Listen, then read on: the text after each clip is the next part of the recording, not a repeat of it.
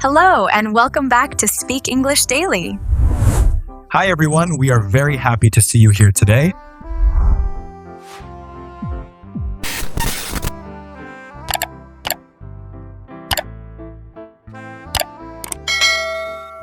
Hello, everyone, and welcome back to Speak English Daily. We're very happy you're here with us today. I'm Anna. And I'm Mike. Whether you're taking a walk, relaxing at home, studying English, or listening during a quiet moment, thank you for joining us. Today, we're going to talk about something that has become increasingly popular in recent years. That's right. Today's topic is the digital detox lifestyle. More specifically, we're going to explore why so many people are choosing to spend less time online and what makes disconnecting from technology feel so appealing. Even if you've never tried a digital detox yourself, you've probably heard someone talking about taking a break from social media, turning off notifications, or spending a weekend away from screens. Maybe you've seen videos online where people put their phones in a drawer, leave their laptops behind, go for long walks, read physical books, or spend time outdoors without checking messages. And somehow, those videos always make life look calmer. They really do.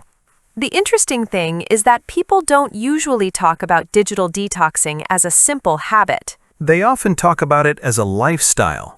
almost like it's connected to a different way of experiencing everyday life, Perhaps a slower way of living.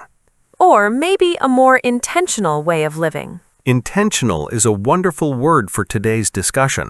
Yes, intentional means doing something with a clear purpose instead of doing it automatically. For example, someone might say, I've been trying to be more intentional about how I spend my free time. Or, I want to be more intentional with my phone use. And I think that's one reason people become interested in digital detoxing. Because technology is such a large part of modern life. Definitely. Many of us check our phones dozens of times each day. Some people begin looking at their screens only a few minutes after waking up. Throughout the day, we receive messages, notifications, emails, updates, and reminders. And all of those things compete for our attention. Sometimes we don't even notice how often we're connected. That's true. Being online has become so normal that many people rarely stop to think about it. Then they try spending a few hours without their devices and suddenly notice a difference. What kind of difference?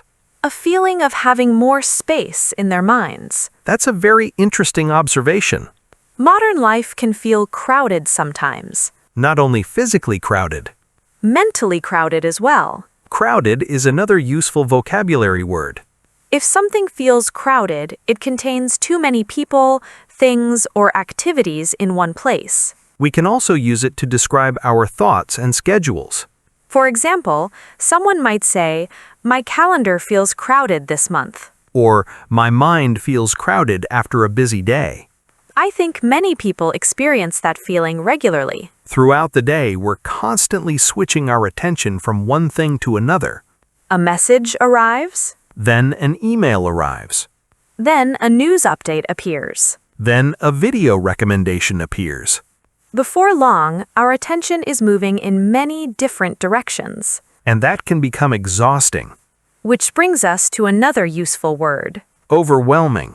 If something is overwhelming, it feels like more than we can comfortably manage emotionally or mentally. For example, someone might say, my responsibilities feel overwhelming right now. Or, there is so much information online that it can feel overwhelming. I think that's one reason digital detoxing has become so attractive. People aren't simply trying to avoid technology. They're often trying to escape that overwhelming feeling. They want a chance to slow down. They want a chance to focus. They want a chance to pay attention to one thing at a time. And many people discover that stepping away from screens helps create that opportunity. What's interesting is that people often describe the experience in emotional terms rather than practical terms. What do you mean? They talk about feeling calmer. They talk about feeling lighter. They talk about feeling more present. And they talk about reconnecting with parts of life that often get ignored. such as conversations, hobbies, nature, or simply sitting quietly without constant interruptions. I think that's why so many people are curious about the digital detox lifestyle. It offers something that feels increasingly rare. A sense of calm in a world that rarely stops moving. And for many people, that possibility is what makes this lifestyle so attractive. The attraction isn't really about avoiding technology. It's about creating a little more space, a little more peace, and a more intentional way of moving through the day. But that raises an interesting question. Is a digital detox actually life-changing, or is it simply another popular idea that people enjoy talking about? I think the answer depends on the person. I agree. Taking a break from technology doesn't magically solve every problem. It doesn't suddenly make someone happier. It doesn't automatically improve focus. It doesn't instantly create healthy habits. But it can create the right environment for those habits to develop. And sometimes environment matters more than people realize. That's a very important point. Many people spend a lot of time waiting for motivation. They tell themselves they'll make a change when they feel ready. But motivation comes and goes. Some days we feel excited about our goals. Other days we don't feel inspired at all. That's completely normal. What often matters more is creating the right conditions. Conditions is a useful word for today's discussion. Conditions are the circumstances that affect how something happens. For example, a quiet room creates better conditions for reading. Or a peaceful environment creates better conditions for concentration. In the same way, reducing screen time can create better conditions for healthier habits. Because there are fewer distractions competing for our attention. One thing I've noticed is that people who enjoy digital detoxing often protect certain parts of their day. They treat that time as valuable. Almost like a personal appointment. During most of the day, our schedules are influenced by many outside demands. Work responsibilities fill our calendars. Messages arrive throughout the day. Family obligations require time and energy. Unexpected situations can change our plans very quickly. But when someone intentionally disconnects, they create a period of time that belongs entirely to them.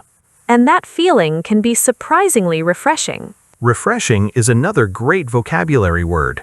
Refreshing means making you feel renewed, energized, or mentally better. For example, spending time near the ocean can feel refreshing, or taking a break from technology after a busy week can feel refreshing. I think many people underestimate how important that feeling can be. Especially because modern life rarely gives us opportunities to slow down. Another idea that often appears in conversations about digital detoxing is solitude. Solitude is very different from loneliness. Very different. Loneliness is usually an unpleasant feeling. But solitude is often peaceful and intentional. Solitude simply means spending time alone in a positive way. Some people use solitude to think about important decisions. Others use it to reflect on their experiences. Some enjoy writing in a notebook. Others enjoy sitting quietly with a cup of tea. And here's a question for everyone listening today. If you had one completely digital-free hour this weekend, how would you spend it? Write your answer in the comments section. We'd love to hear your ideas. That's a wonderful question. The truth is that many people rarely spend time alone with their thoughts anymore. There always seems to be something demanding attention. Which brings us to another useful word. Stimulation. Stimulation refers to things that keep the brain active, excited, or engaged. Social media provides stimulation. Online videos provide stimulation. News updates provide stimulation. Even advertisements provide stimulation. None of these things are necessarily bad. But constant stimulation can become tiring. The brain never receives an opportunity to slow down. That's one reason quiet moments feel so valuable. Quietness gives the mind a chance to recover. Recovery is another important vocabulary word. Recovery means returning to a healthier or stronger state after stress, effort, or exhaustion. Many people rest physically but never recover mentally. That's a very interesting observation. Someone might finish work for the day. Yet continue consuming information for hours afterward. They watch videos, Read articles, check notifications, scroll through social media. which means the brain remains active the entire time. A digital detox can sometimes provide the opposite experience. Instead of consuming information, people create space for reflection. And people use that time in many different ways. Some spend more time outdoors. Some focus on creative projects. Some enjoy reading books. Others spend time with friends and family. There isn't one perfect approach. That's an important thing to remember. Social media sometimes creates the impression that everyone should follow the same formula. But real life is usually more flexible than that. I think the most effective digital detox is simply the one a person can maintain consistently. Consistency is often more powerful than intensity. That's a great sentence. Many people create ambitious plans that last only a few days. Then they become disappointed when they can't continue. Discouraged is a useful word here. Discouraged means losing confidence, hope, or motivation. For example, someone might say, "I felt discouraged when I didn't reach my goal." Or, don't become discouraged if progress feels slow. I think that's important advice. Meaningful change rarely happens overnight. Healthy habits usually develop through repetition, Through patience, through consistency. and through realistic expectations. That's why many people find value in digital detoxing. One afternoon away from screens may seem small, but small habits practiced regularly often create the biggest long-term results. Another interesting thing about digital detoxing is that it can change how people experience time. What do you mean by that? Many adults feel like there are never enough hours in the day. That's a very common feeling. Work takes time, Responsibilities take time, household tasks take time. and before you know it, the day feels finished. Yet, many people notice something surprising when they spend less time online. They often feel like they have more time available. Even though the number of hours hasn't changed at all. That's true, A person still has 24 hours in a day. but their experience of those hours can feel very different. I think that's because technology sometimes encourages us to move from one activity to another very quickly. We open one app, Then another, then another. and suddenly an hour has disappeared. Most people have experienced that at least once. Probably more than once. Definitely. What's interesting is that many people aren't necessarily looking for more time. They're looking for more control over their time. Control is a very useful word for today's discussion. Control means having the ability to influence or direct something. For example, someone might say, I want more control over my schedule. Or, learning to manage my spending helped me feel more in control of my finances. When people intentionally disconnect from technology, they often feel more in control of how they spend their hours. Instead of allowing every notification to decide what happens next, they become more deliberate with their choices. And that creates a very different emotional experience. I think another important idea here is the difference between reactive living and intentional living. That's a fascinating comparison. Many people spend large portions of their day reacting, Reacting to emails, reacting to messages, reacting to updates. reacting to requests from other people. There is always something demanding attention. But when someone creates periods without digital interruptions, they have an opportunity to become more intentional. Instead of constantly responding, they can decide what deserves their focus. And that can feel surprisingly empowering, because it creates a stronger sense of direction. Which brings us to another important vocabulary word. Attention. Attention is the mental focus we give to something. Every day, many different things compete for our attention. Advertisements want our attention. News websites want our attention. Social media platforms want our attention. Streaming services want our attention, It sometimes feels like everyone wants a small piece of it. which is why attention has become such a valuable resource. A resource is something useful that has value. And attention is valuable because we only have a limited amount of it. Once attention is divided too many times, concentration becomes more difficult. That's one reason some people choose to protect certain hours of the day. They understand that their attention is strongest during those periods. So they try to use that time carefully. Some people prefer quiet mornings. Others prefer peaceful evenings. The specific time isn't always the important part. Protecting that time is often what matters, They create boundaries around it. so that they can focus on activities that are meaningful to them. Reading, Learning, creating, reflecting. or simply resting. Another useful word here is distraction. A distraction is something that takes your attention away from what you are doing. For example, loud noises can be distractions. Constant notifications can also be distractions. And sometimes the biggest distractions are the ones we don't immediately notice. That's a very good point. A person may intend to do one thing, Then become distracted by something completely unrelated. and several minutes later, they've forgotten their original purpose.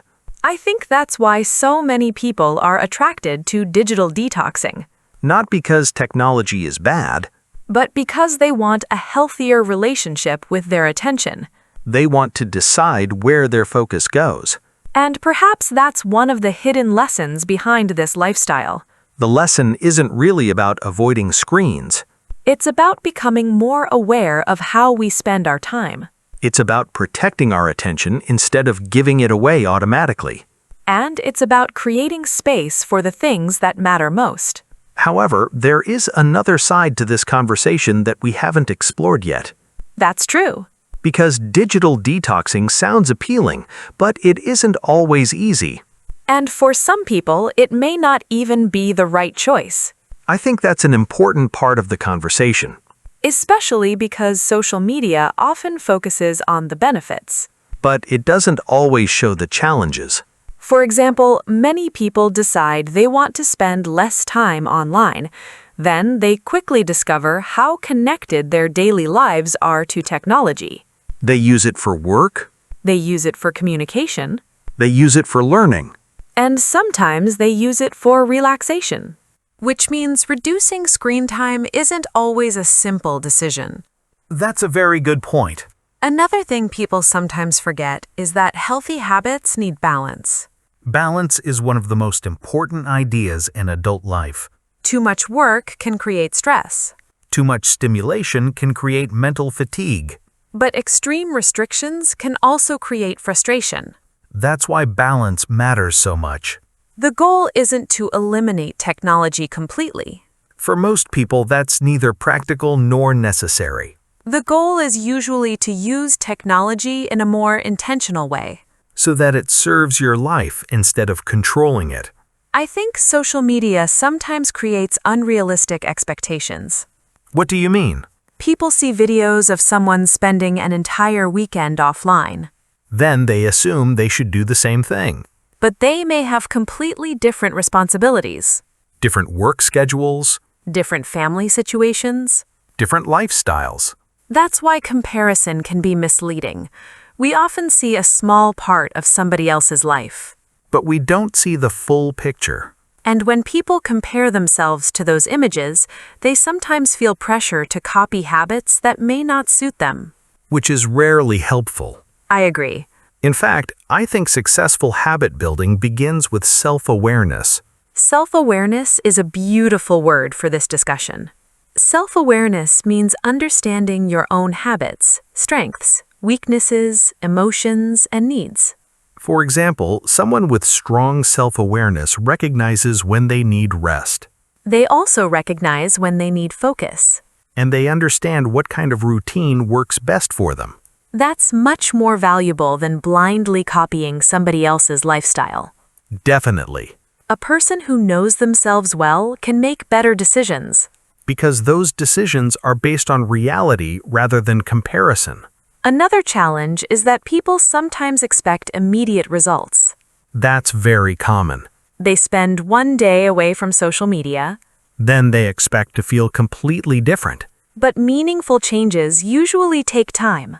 That's true for almost every habit. Whether you're learning a language, Improving your fitness, reading more books, or reducing screen time, progress tends to happen gradually. which brings us to a useful expression. Long run.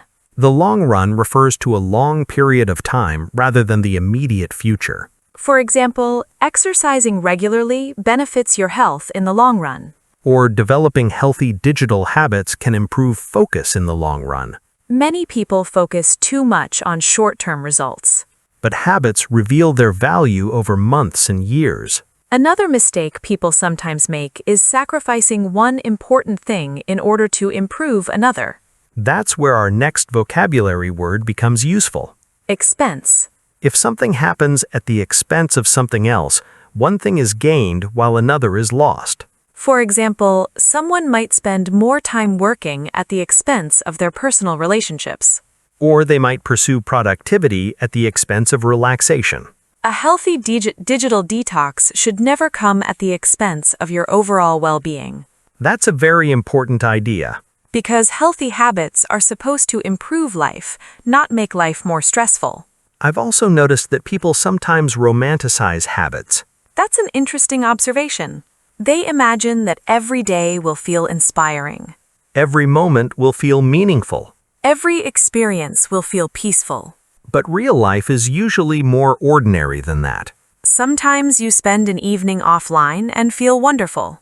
Sometimes you spend an evening offline and feel bored. Both experiences are normal.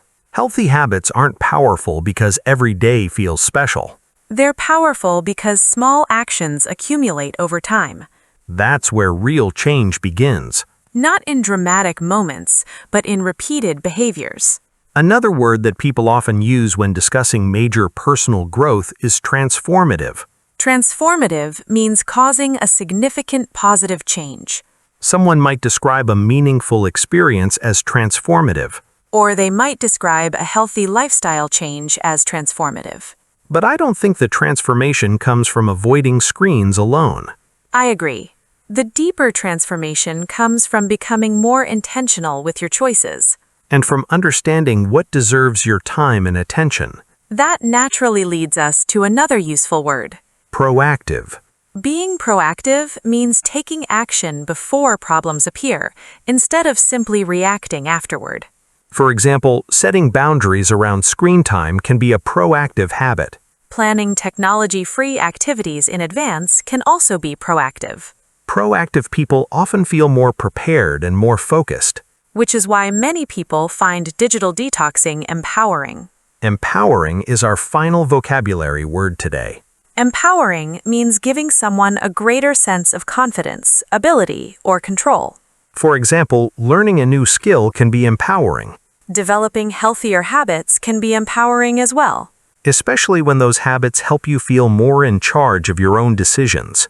And perhaps that's what many people are really searching for. Not perfection. Not a completely technology-free life. Not a lifestyle that looks impressive online. But a healthier relationship with their time, attention, and daily habits. And perhaps that's the real meaning behind the digital detox lifestyle.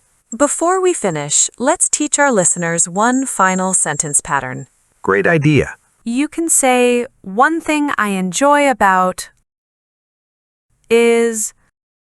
This is a very natural sentence pattern for talking about preferences, routines, and everyday experiences. For example, one thing I enjoy about reading is learning new ideas. Or, one thing I enjoy about weekends is having more free time. You could also say, One thing I enjoy about spending time offline is feeling less distracted. That's a wonderful example. Let's do a little speaking practice. If possible, try answering these questions out loud. First question. How much time do you spend online each day? Second question. What activity do you enjoy when you're away from screens? Third question. Do you think technology makes life easier, more stressful, or both? Fourth question. What is one habit that helps you focus better? Fifth question. If you had an extra hour without any digital devices, how would you spend it? Try using today's vocabulary and sentence pattern when answering. Speaking out loud helps English become more natural and automatic. Before we finish,